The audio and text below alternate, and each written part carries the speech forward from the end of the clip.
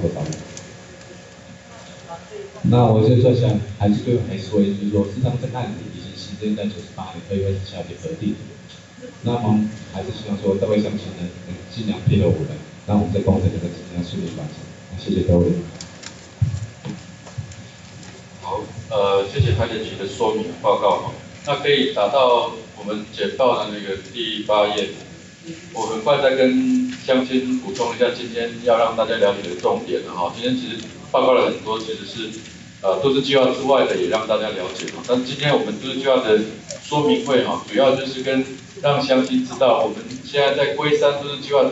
这一段灰色的是属于原来的铁路用地哈。那因为台电局高架计划的需要，两侧的土地铁路用地呢需要再稍微宽一点点哦，大概东边的部分大概增加了1.1米左右，那西边的部分大概增加了1.2米左右哦，总共面积增加不多，大概300平方公尺左右这样的一个面积。那这样增加的这个土地呢，是在我们原来都市计划道路用地，也就是各位的土地原来是在道路用地上面，那这次有一小部分是要划为铁路用地，在这次高架化计划要一并来做征收取得。好，今天的重点是这一个哈。那我们今天会出席的这个乡亲也是我们按照立即清册逐一来通知，好，让乡亲针对您的土地可能在台电局这次高架计划要征收的过程，需要来配合征收，好，让这个乡亲了解。好，那这个是今天的最主要的重点了。好，那接下来的时间哈，那就让这个乡亲好看有什么样的不了解或者需要在这个提问的哈，那包括说你后面的征收的程序，好，那刚讲的市价是怎么样的一个估算，好，这个其实都可以提出来，我们地政局这边都可以来协助做说明。好，那我们现在就开放乡亲来提问，好，那有要提问的请举手哈。好，那看是不是有乡亲要提问的。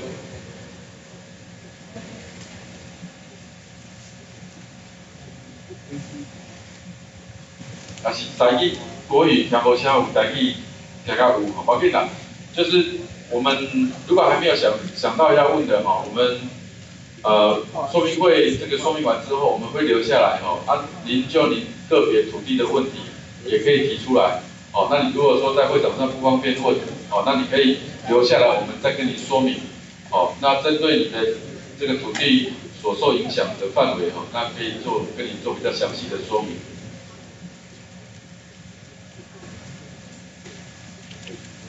好，各位乡亲有要请这位先生，那你请报一下你贵姓好不好？姓许啊，做得好。我姓许啊哈。那我想就是说，这一次那个铁路高架化的这个政策，刚刚看你的简报，看起来是非常的完美啊。但是我个人针对这一次的征收土地的问题啊，提一些意见建议啊，供那个县政府的台铁稽查看看。因为呢，我们大家都知道啊，我们明年我们桃园县就升格夜辖市，对不对？那升格夜辖市升格夜辖市呢，代表我们桃园市呢，重新的就成为，对不起，对不起啊。那我的建议就是说，我们成为夜辖市以后呢，我们就桃园市从此就是那个国际的那个一级城市接轨。一个国家的政策哦，我觉得不只对老百姓有利，还要对国家长远的利益着想。那我个人的看法就是说，这一次高架的时候会牵扯，反正任何一个政策都会牵扯到征收的问题，啊，当然会有很多意见。那我会建议就是说，既然桃园市未来是国际的一级城市的话，各位可以回去再想想看，为了下一代的子孙，或者国家的长远利益再想想看。到目前为止，全世界的一级城市黄金路线没有高架化，为什么桃园市的市民缴的税一样是所得税30%、40%、20%？我们桃园县政府为什么不去争取一个比较合理的一个政策，而不是素食文化的政策。在座的乡亲也可以想想看，再重新检讨一下这个政策的得失。趁现在还没有执行之前呢，我觉得为了国家长远利益还是有救。不然的话，到时候真的是害了子孙，还整个国家的利益世世代代。各位想想看，既然整个桃园市要捷运化，那请问一下，环京路线这一条路线的整个乡民已经忍受了50-60年的噪音，好不容易呢，国家的这个政策要执行的时候呢，还要继续忍受100年、200年的噪音。我觉得这建议这个政府官员能够思考一下，如果说一级城市的环境路线是高架化的话，那试问我们桃园市的中正特区以后捷运线是不是要高架化？是不是更好？大家一视同仁。那拿台北的例子，板桥到万华到台北车站，台北车站到松江到南港，这些都是环境路线。为什么他们可以地下化？而桃园市呢，升格燕辖市以后，成为国际的都市的时候呢，不能一个这么重要的环境路线，桃园的中立客运也是靠这条路线在赚钱。桃园的所有的学生，包括很多公务人员上下班，也是靠这条路线。那我就想说，既然桃园市要成为国际的一级城市，这条环境路线，一定要好好的思考一下，地下化，才能够减轻老百姓的一些不必要的负担，而且增加整个桃园市的城市的规划更完整。不然的话，一个国际的大门，这个环境路段里面是有高架的这个路线，我觉得非常的不公平。各位可以到台北市的松山车站、南港车站，台北车站这一段为什么他们可以地下化？难怪桃园市民不如台北市民啊！我想我们这沿路的居民呢，已经忍受了50-60年，不差再忍受5年，再等啊！不然的话，下一代的子孙，下一代的几百年继续忍受噪音，这一点呢，我想这是我个人的看法，请回去真的为下一代的子孙，希望在座的政府官员呢，好好的思考一下这个问题。然后比较会减少一些冲突，谢谢。好，谢谢许先生的意见。那我们看是如果有3位的时候，我们一起回答了那是不是有其他乡亲要提意见？有没有乡亲要再提其他不同的意见？好，如果没有，我想许先生这个意见其实我们之前也讨论很多了那地下化当然是一个最理想的建设了我们也都知道，如果能够地下化当然是最好就从我们城乡发展、从交通这些角度来看，当然都是最好的。那我们现在的是一个现实的情况那其实高架化的计划的这个核定在98年行政院就核定，那之前也经过了好几年的这个讨论跟争取最后行政院在98年核定这样的一个高架计划。那我们现在已经执行到这个阶段如果是说回过头来重新刚学生讲说，我们是不是可以重新再等？那我们会面临的一个情况是，我们其实国家财政这几年并没有比以前好。那再来是其实现在很多的意见来自于说，他们不希望征收拆迁那么多的这个土地。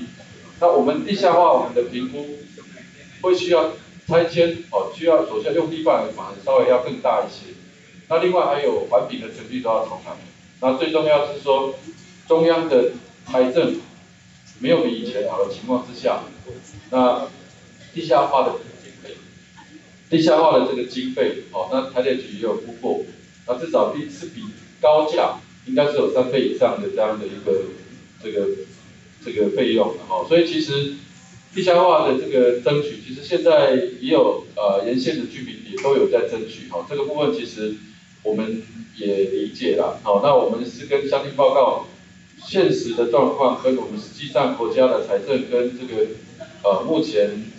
整个后面的程序，好，那如果没有这样走下去，我们面临到后面很多不确定性的问题，好，那所以我们按照行政院的核定，我们整个都市计划程序跟台电局的建设计划还在往前走，还在往前走。那我就做这样的一个回应跟说明了，好，那看看相信还有没有其他的意见，不同的意见啊，我想这个议题很有人谈了，1个小时也谈不完，好，那如果是除了针对地下化这部分啊，学生如果你也有其他问题，我们是好。刚刚那个主席讲的这个话呢，我其实很清楚了啊。各位呢，现在的中立社老街溪加盖的问题，只不过短短15年的时间，当初李登辉当总统一声令下，素食政策，花了多少老百姓的血汗钱加盖，结果变成蚊子馆。那我刚刚回答主席的问题，就是说机会的问题其实不是问题，而是在管理上的问题。你看那个加盖现在拆掉，又花了很多老百姓的血汗钱，又重新整治。这就是我要提到一个素食的政策呢，宁可等多花一点钱，不要到时候说不对拆掉重来。因为我们是民主国家，今天弄一个政治人物呢，被选民推翻掉以后，换一个新人，如果没有长远的计划，换一个新的领导者说我拆掉，一句话你也没辙啊。这跟机会没有关系，而是跟你的头脑、你的智慧有关系。就像老街溪一样啊，李登辉下令说加盖，好，现在呢拆掉，你看各位去那个中立社老街溪看看，花了多少老百姓的血汗钱。我刚才的建议就是说，零和等的意思就是说，就像新加坡的前总理李光耀讲的，台湾盖一条捷运呢，他新加坡可以盖3条，所以你说增加机会3倍，其实说真的，除非我们沿线的居民参与真正的里面的财政计划里面的细则，我们才知道说你的钱花在哪里去。如果说只是单几个民意代表、几个所谓的学者专家，真正沿线的老百姓还有桃园市的老百姓根本没有亲自参与。我说真的，真人说笑话，我怎么知道你经费是怎么计算出来的？你会增加多少钱？这些都无法说服现在的有知识的选民，现在的居民。我刚才还是一个重点，老百姓没办法再忍受未来他的子孙3代100年、200年的噪音。但是为了桃园市的市容，桃园市的市民，还有国家的长远利益，我的建议还是请主席带回去再好好的讨论一下。好，谢谢。好，我想许先生这个地下化的论述很清楚了，我们也都理解了哈。那我们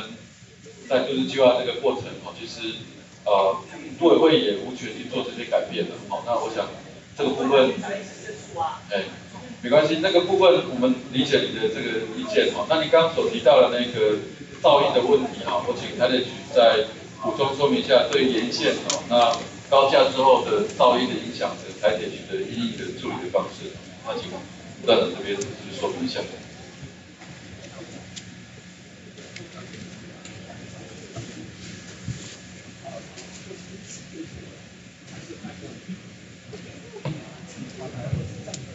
相信各位土地所有权人，大家好。那有关铁路局办这个高架化计划这个施工，将来在高架化上面，我们对这个噪音的问题从2方面去考虑。第一个，我们就是两端先新建这个隔音墙，这是第一个基本。那第二个，我们在轨道系统，我们会做一个减震设施。那我们原则上还是，另外就是坡度方面，我们也会尽量去从这个坡度上面也会考量，还有车辆的本身机械方面，我们做一些尽量把那个音源尽量减低，从这几方面下去考量。好，谢谢。